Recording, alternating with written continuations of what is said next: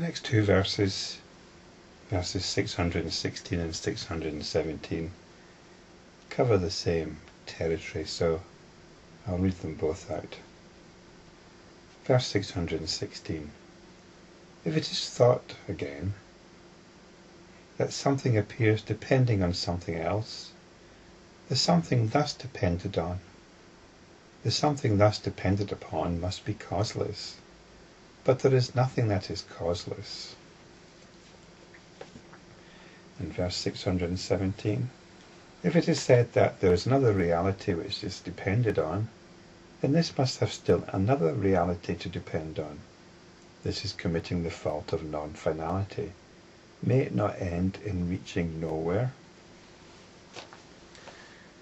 In the previous verse, in the previous video, I was looking at how a certain understanding of the world diminishes our relationship with it. And that understanding is one which I believe to be quite common, and it's the one that believes that at some point in the story of the universe there was nothing, non-existence, then there was something, existence. And this affects us. It might sound like it's just a story, a religious story or a scientific story, and not much to do with us personally, but it actually colours our very basic feeling tone.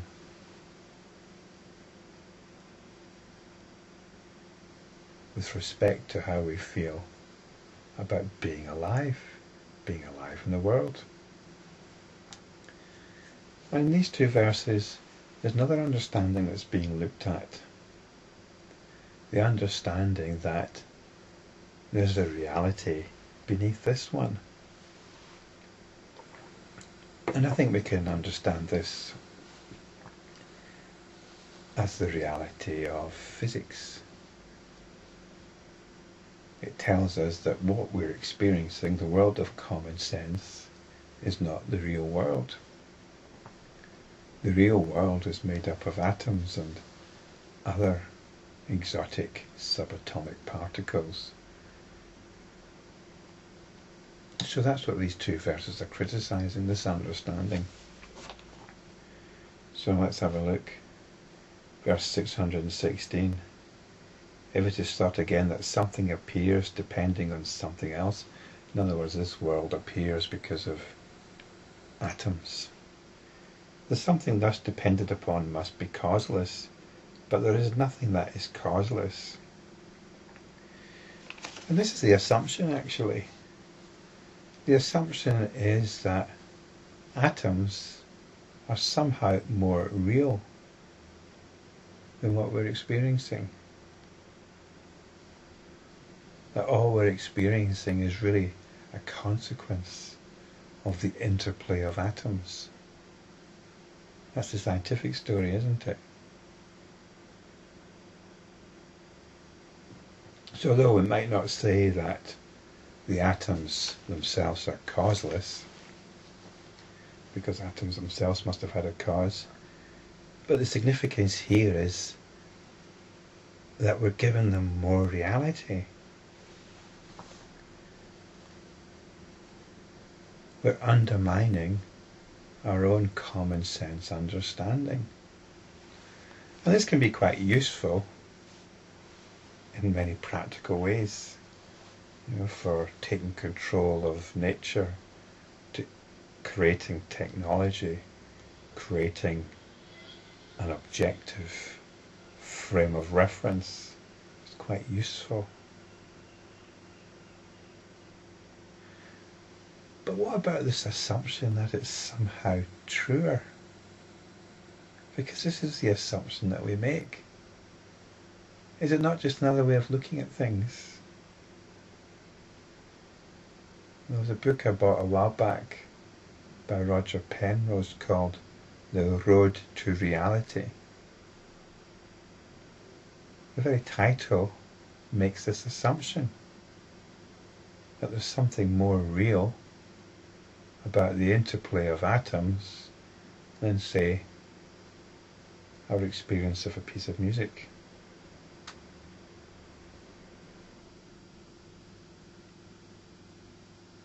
I think verse 617 is just saying the same thing. It's taking issue with this understanding that there's another reality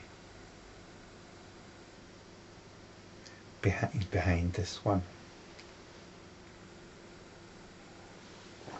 Now you might be having a bit of trouble with this because you'll be thinking, yeah, but there is another reality behind this one, beneath this one. Well, no, there isn't. There's another way of talking. There's another story we can tell ourselves. But it's like saying the map is more real than the scenery. The map is more real than the terrain. The map gives us more information. It gives us a way of finding our way around. It lets us know what everything is and how everything fits together. But does that make the map more true or more real than the terrain? Because this is a situation in which we're finding ourselves. We're diminishing the truth and the reality of our immediate experiencing.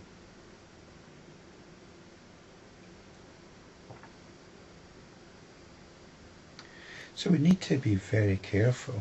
Science, or at least the popularizers of science, like to bring in religious imagery. They like to talk about the mind of God, the God particle.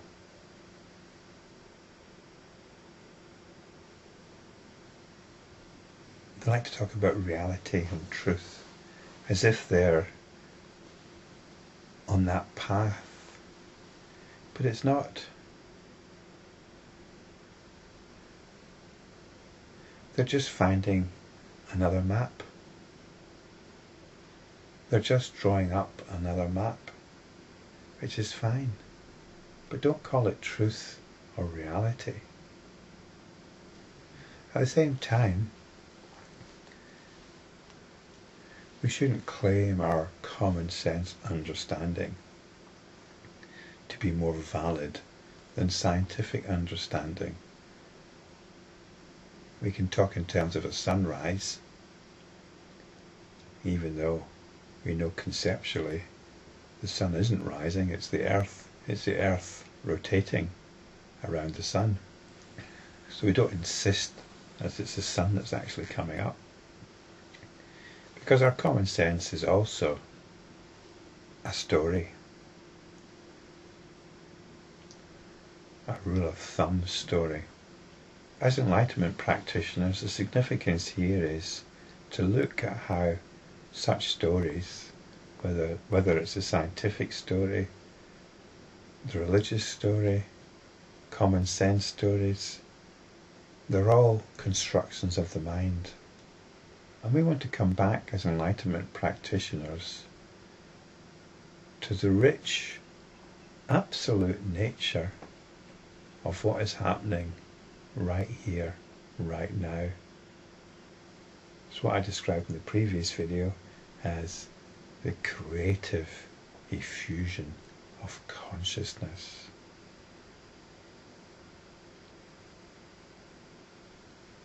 That's what's happening right now. It's a rich outpouring.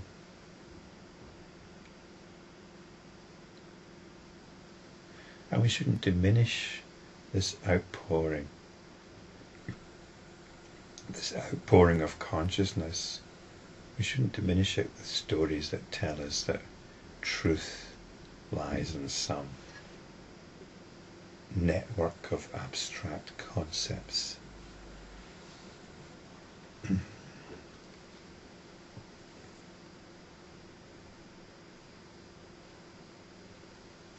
It's all here. It's all here, right here.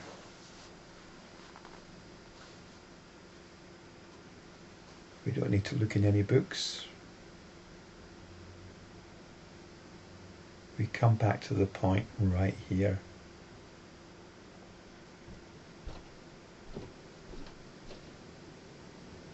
And if we can look for what I was describing recently as the rainbow body, this is the rainbow body of consciousness, which is simply the colourful facets of the awareness, which is hearing this.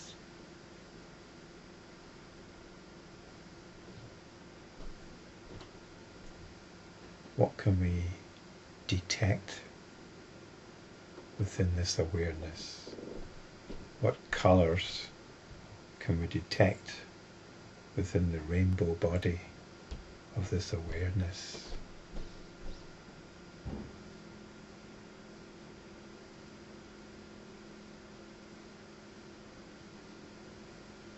Can we detect spaciousness for this great effusion of consciousness? This spaciousness which is sometimes called emptiness.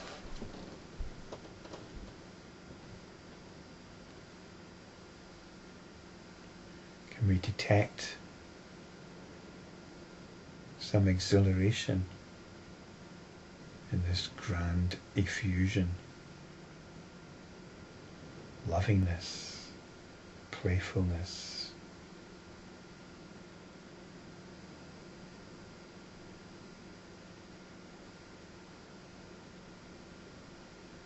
total acceptance.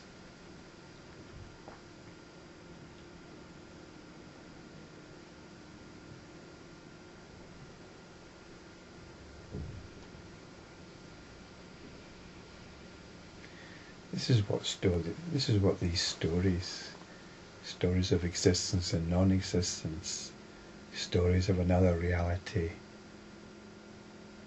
beneath this one, this is what they occlude, obscure.